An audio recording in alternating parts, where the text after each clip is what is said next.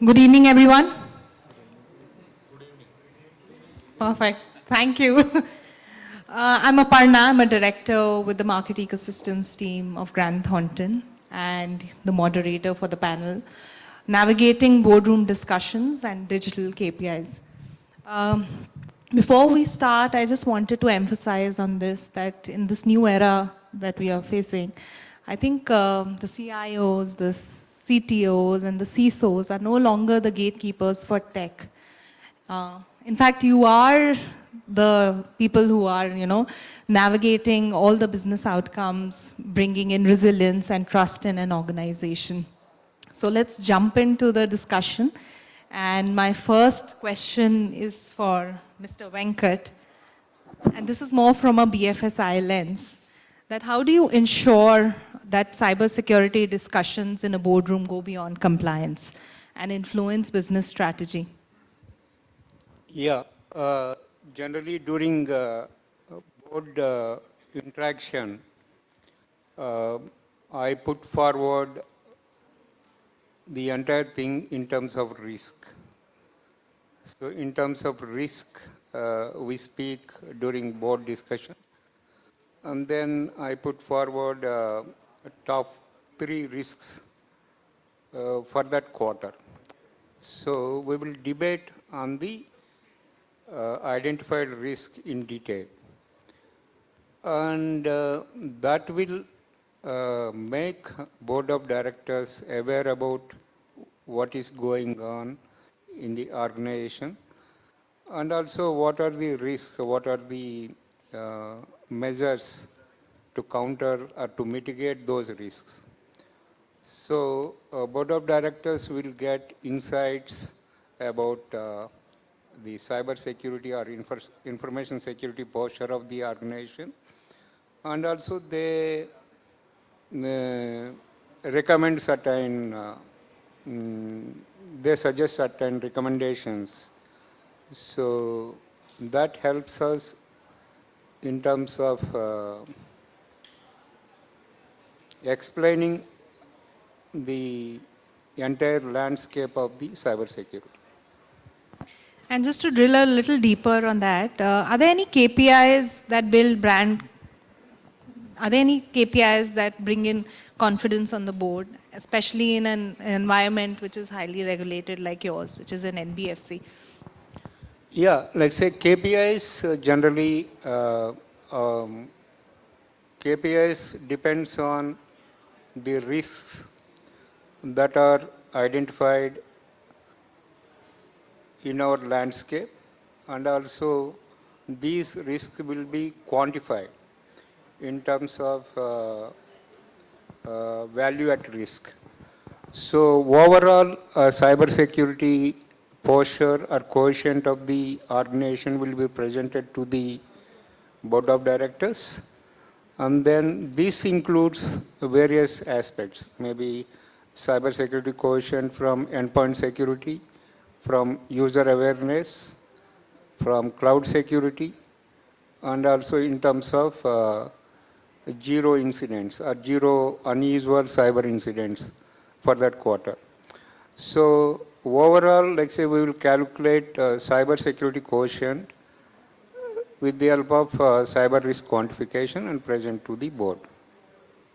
Perfect, perfect. Thank you, Mr. Venkat. This is a follow-up question for Mr. Mukundan. Considering you are also part of a very regulated industry, what are the matrices that you have been most effective in demonstrating digital trust to the board for you? So basically, we categorize the presentation from a people process technology perspective. So we just heard people is the weakest link in the cybersecurity chain. So educating them, or continuous education, is one of the core pillar in ensuring that cybersecurity posture is maintained properly. So how the employees are aware about the latest trends, whatever policies, procedures we develop in our organization, whether it is reaching to the employees in the right way. So this parameter is one of the key aspect we present to the board. That shows the confidence to the board, like, okay, our employees are up to date on what is the industry challenges and how we need to mitigate, what controls we have implemented, how to configure those things. So it is a journey which we demonstrate to board on a periodic basis. Interesting. I think we cannot take out the people aspect from anything when it comes to business. Very interesting. And just another follow-up question on that is, how do you educate the board on the emerging risks like AI misuse, deepfakes, or any kind of data integrity issue? Because this is again linked to people, and how do you manage it? Yeah. So I would say one advantage in certain industry like regulated industry, there is certain criteria for board members also. They are more IT savvy. We have independent directors specifically handling the IT strategy committee, which is a subcommittee for the board. So it is not that difficult, I will say, compared to many other industry because they are IT savvy. But still, rather than going with certain technical jargons and making a fear factor kind of approach, we go with real case studies, real-time story. It's like a storytelling approach. So what happened in the industry, how we are protected, or how we protect ourselves from these kind of thing. Because now impersonation is a very common attack. So the senior officials, they will be, the videos. See, we have highly quality-wise, digital content available across the public domain, right? Social media or other. So it is very easy for a hacker to get those information and utilize them. If you get just a photograph of a person and maybe a small bit of conversation with that person, it can be using a phishing or vishing kind of attack. They can impersonate a person in real scenario.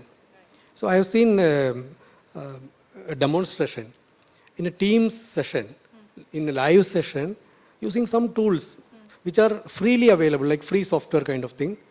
They can, change the person's face and you can impersonate that particular person. So in a team meeting, you can see it's a board meeting or a crucial official meeting. You cannot believe that the real person is not there. It is an AI avatar of that happening. So the world is going like that.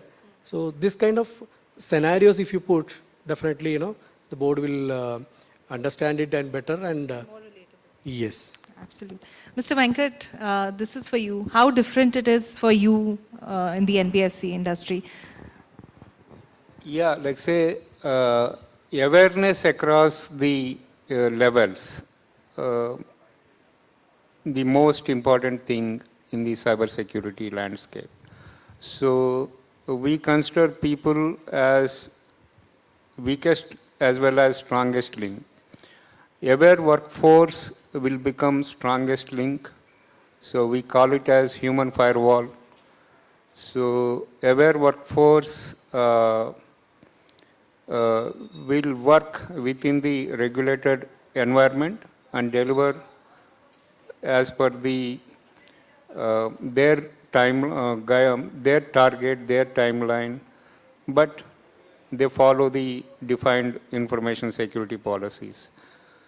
And during board discussions also, like say, we discuss about latest happenings in the cybersecurity domain, especially the most dangerous phishing attacks.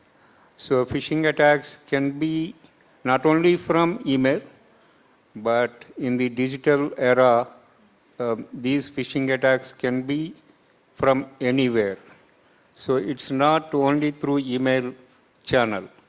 So people are connected through various digital channels, and through digital channels, the security controls can be compromised. Not only digital, but also, like say, people can compromise employees in the organization, to steal the data, or like say insider threats also we have to take care. And these aspects, like say AI, like say recently we circulated an email, awareness email to our employees about CXO fraud, about DP scam of the WhatsApp.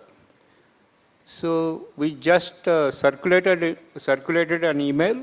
Immediately, like say, we got an incident reported from one of our colleague. So in that incident, some communication from CFO happened. Some CFO shared to that person. As soon as you receive this message, please respond back. Let's say that was the message, but that user is able to identify it as a scam and report it to the information security team. That is the one incident. And second incident is, so CEO and one of the IT vendor, they, like say, hacker created email chain like this. CEO and one of the IT vendor discussed through or exchanged a lot of emails regarding a cloud environment contract. And CEO suggested that IT vendor to share invoice to the DL of the finance department. Then that hacker shared invoice to that DL, and one or two people, they forwarded that email to next level. So our financial controller has stopped that and reported to me, that is CISO, and we investigated that. We identified that as a fraud. So like that, like say, cyber security awareness not only helps the lowest level of the people, but also at the CXO level also and board level also. Very, very important. Like say, without awareness, investments, whatever we are investing on the controls or securing our data network will be no use. Very well put, Mr. Venkat. I think those examples just resonated well because we also keep hearing such examples in our day-to-day life.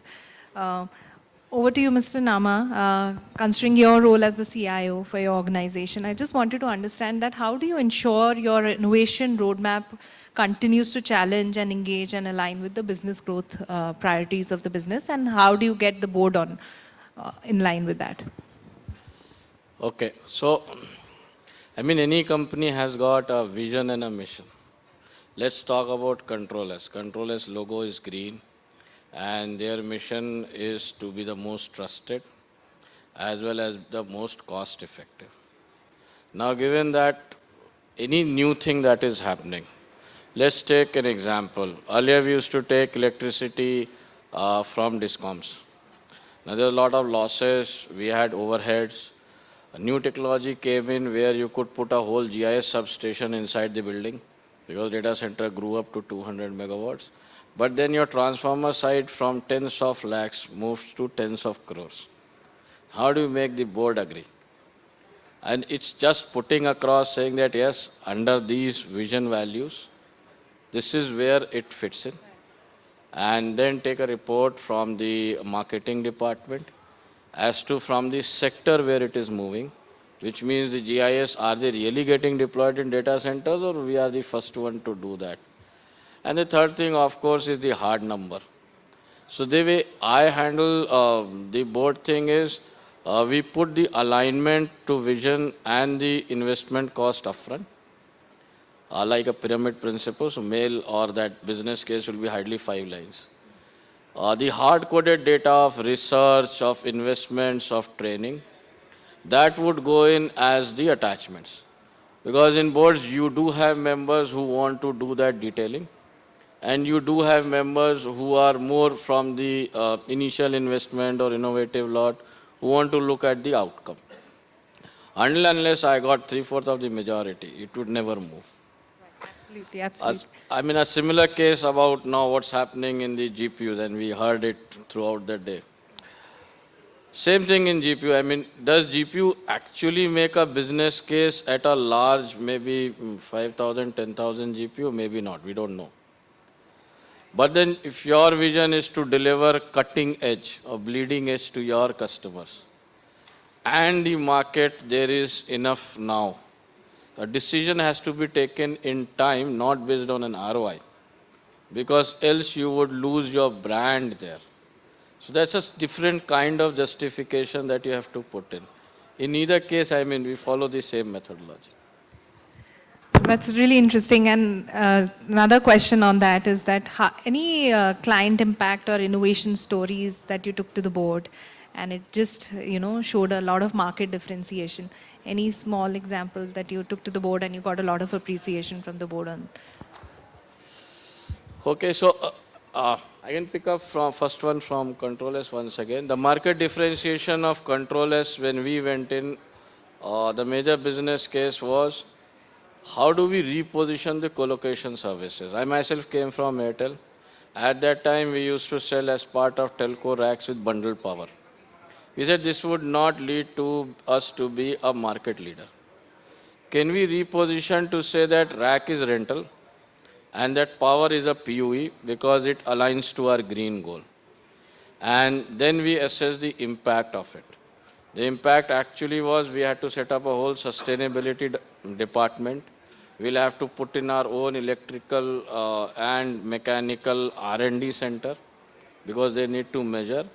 We would also need to set up a lot of tools around it on how do you actually find out the actual PUE and then translate it from a business risk. So business risk is suppose I sign a PUE of 2, 3, 1, that's immaterial. But if my setup is running more than that, then it is month-on-month losses that I am taking. And if I am setting up lesser than that, then it is month-on-month profit I am making. Now, who would own this KPI? How would you enable him to drive this change? Right? Because it's a change in the mentality of the same engineers, same equipment, same tools. That requires, even before going to the board, it requires a lot of elaborate planning. And maybe you have few volunteers out there. Because when you create these type of board notes, you have to also articulate who is volunteer in the organization to take it up. So it becomes harder when it comes to the KPI part, especially when you're talking about a change. Adopting, on the other hand, a newer technology is quite easy. For example, for us as controllers, we thought, yes, GPU is in, we need to invest, so we incubated a separate company, 8-bit. Because we didn't have those requisite volunteers inside the existing manpower. So it has to be additionally staffed.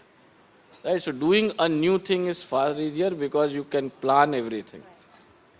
And that's the challenge. And interesting is that, getting that sustainability KPI in the portfolio of a CIO. And that's what I was discussing with Dilip and Anil in the right outside, that sustainability is something we all talk about, but no one takes the onus, because everyone sees it as a cost. But definitely, if you plan it well and you plan it for the long term, it definitely has advantages in terms of what it brings to the table.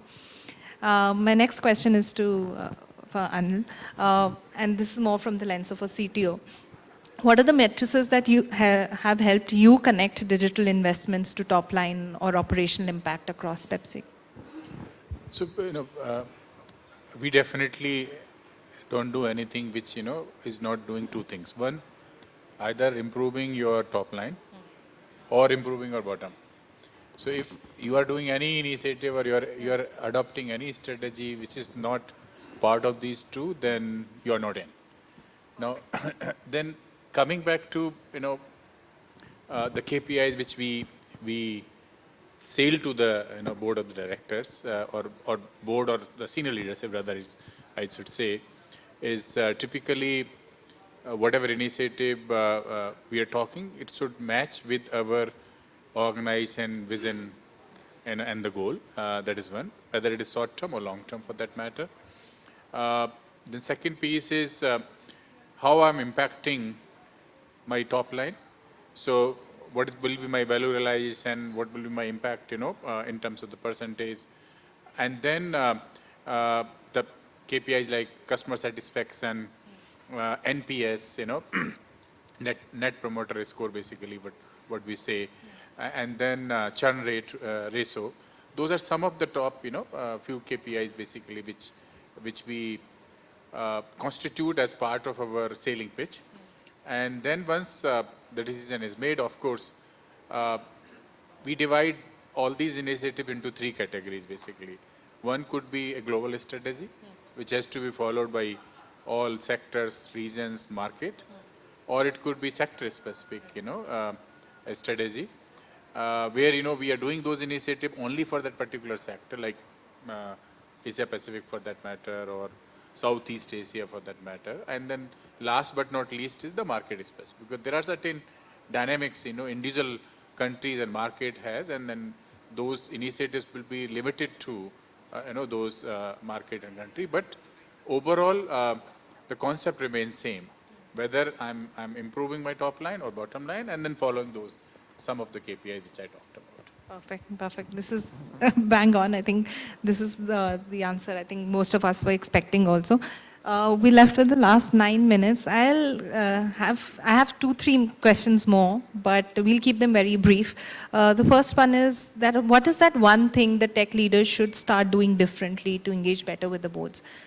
Can I start? Yes, absolutely. Okay. So not only the board, basically we keep talking board, it is not always be a board, it could be in the senior leadership or, the CEOs or CXOs of the world. Tech leaders are very poor communicators. Okay, when I say poor communicator, it does not mean they don't know how to speak. It means how you speak the business language. So we always talk about, like we were talking about security some time back, we talk about phishing and this and that, but we never talk about, what will be my business language, which I use to communicate to the board. So that is one. Second piece is, how I talk not only the business language, but in a way which we call storytelling in the new world, so that, it is easily understood without, putting a lot of technical jargon about that. If we do those two things, then rest of the things becomes very easy, because then your rest of the part, you will be able to easily sail through. And then I'll give it to, my other friends here. Yeah, like say generally board or senior leaders, they are aware about the risk.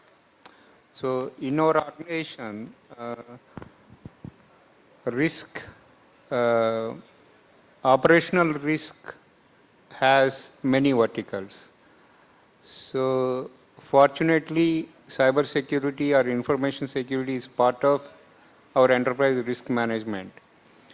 So cyber security or information security, some years back, it is a sub-function of IT. Now, like say, regulator has made cyber security as an independent of IT. So here cyber security plays a checker role, and a maker role will be played by information technology.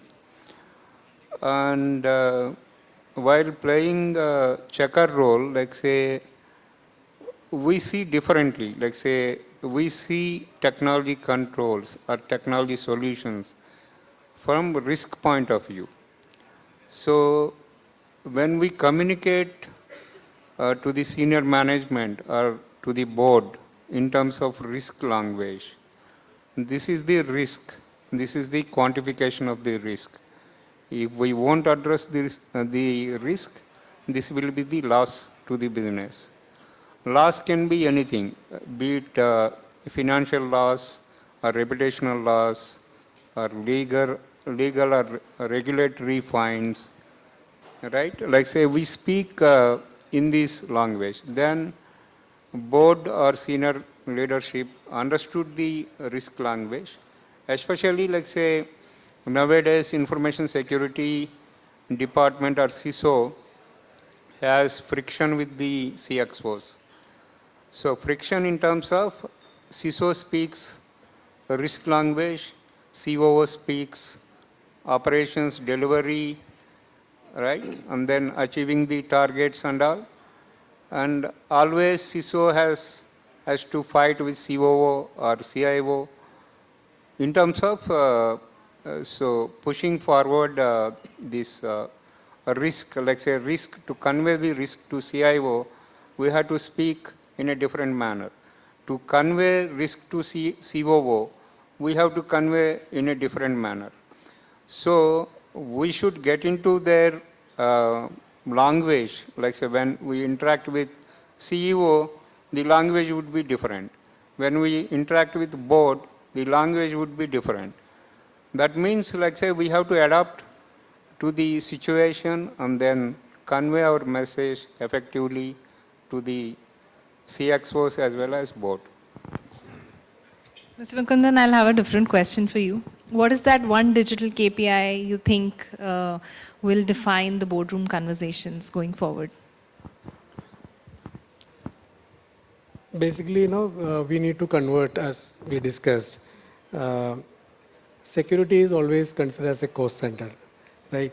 So how it is going to value add the business? So let me put an analogy. We used to travel by air. So the main trouble we face is like, we have to go through multiple checks, right? Just see the innovation Digi Yatra brought in our environment. The same kind of checks is happening, but it is not giving any trouble to the passenger. So from a security perspective, CISOs should think or learn the business, understand the pain of the business, and ensure that the security is aligned with that. Then they will never be considered like a showstoppers or a cost center rather than an enabler. And Mr. Nama, this is the last question we have for the day. For someone who's stepping into the boardroom for the first time, what are those, maybe an advice that you would give them? It's their first interaction with the board. A new CIO or a new CTO who's just entered the... Okay, so I mean, it's a summary of all three. Let me put it like this. We are depending on an LLM to do what we are supposed to do in a boardroom. So first of all, that person should understand that when he is going to the board, there may be an independent director looking purely from a financial risk. There may be somebody who has years of experience in operations. He will be looking from that angle. So the whole aim is, if you are going there with at least 5 things, get 3 things approved. Now to do that, the mindset has to be like LLM. You can't just repeat the same thing to the other guy. You have to always understand that every guy there is an individual equally capable, and he or she has to be answered in their format. Great perspective. Can I add a couple of more points? No, this is very good. There is another thing, when you are entering or presenting first time, the few advice I will have. One is you have to be very confident. And how you can be confident is you have rehearsed it multiple times what you are going to talk inside. If you are not doing that, whatever intelligence you are bringing to the table, guys, trust me, you will fail. That is one. The second is talk business language. Never talk the technical jargon. That's the second point. And the third point is talk strategy. I'm just giving an example. We are talking AI every day. You meet anyone, like in this room when I was sitting, no one talks other than AI. And then on top of that, people start talking agenting AI. So these are very good buzzwords. But the question is, if you go inside the board and talk about, I'm developing certain bots, which will help me this, that, board will never accept it. So talk about the strategy. What strategy you are bringing to the table related to AI for that matter. And under that strategy, what are you going to deliver? First 2-3, big initiative, which will add the top line or the bottom line. So think from that perspective, guys. Trust me, you will have a very good day in place of what you may not, if you are not following what the kind of day you will have. A huge round of applause for, I think, those comments in the end. I think it really resonates with most of us. And I think in the end, I would just like to summarize that, what is important is not reporting everything, but reporting what matters, and as everyone said, and which is aligned to the business strategy. I think that is what will really make the impact. And if we can, fine-tune our KPIs accordingly and keep them sharp, that's the way forward. Thank you. Thank you, everyone. Great. Thank you.